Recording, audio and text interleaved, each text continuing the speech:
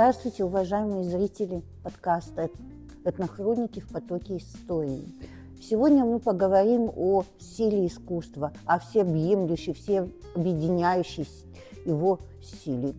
И в связи с этим у нас в гостях наш земляк, представитель дунганского этноса, известный художник. Его творчество известно не только в Казахстане, но и далеко за его пределами. Мухаммед Умар Паншаев. Здравствуйте, спасибо за то, что пришли для обсуждения данной темы. И у меня вопрос первый. Вот меня уже давно волнует, почему, такой вопрос, почему вот искусство, оно всех объединяет людей разных вообще мировоззрений, разных возрастов, разных этносов, ну, вообще не похожих друг на друга людей. Что это за волшебная сила искусства? Спасибо большое, что вы пригласили меня. Для меня это большая честь.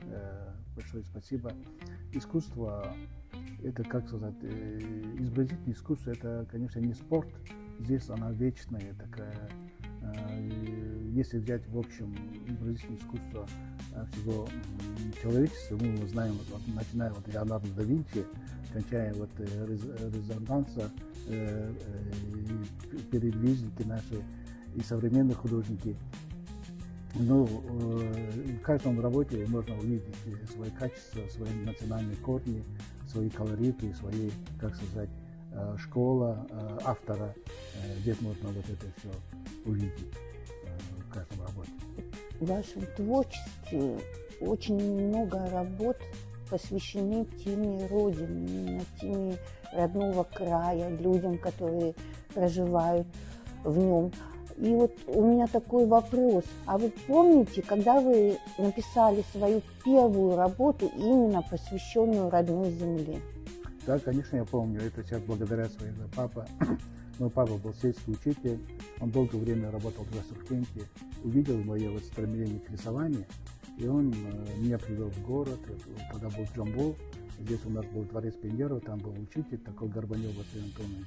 И вот я у него получил первую азы вот, искусства. Первая такая работа, я помню, это сам село наше Жалпан-Кибе. Вот эти улицы, вот эти поляны, вот эти, как сказать, любимые места. Вот я вот рисовал красивые горы, наши дворики, друзей я вот как-то рисовал. Вот это такая, как сказать, одна из первых моих работ. Оттуда рождался мои новые работы с этих времен. А вот как вы думаете, можно ли с помощью творчества, с помощью искусства лучше узнать традиции и обычаи того или иного этноса? Конечно, можно узнать. Это, видишь, каждый художник выполняет свою миссию. Он пишет жанры картины, пишет портреты.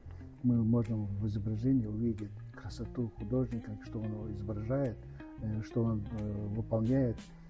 Конечно, разные художники есть, очень много, и, как сказать, мировых имен.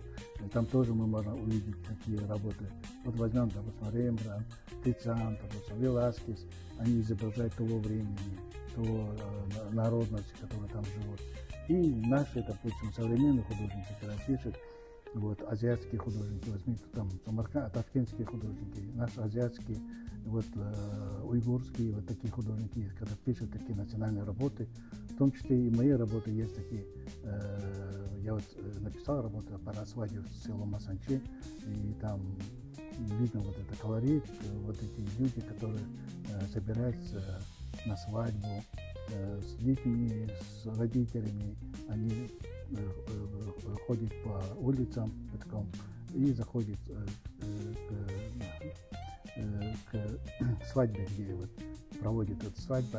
Мне вот очень вот это все нравится, когда вот такие колориты, такие, как сказать, солнечный вид, такая красота.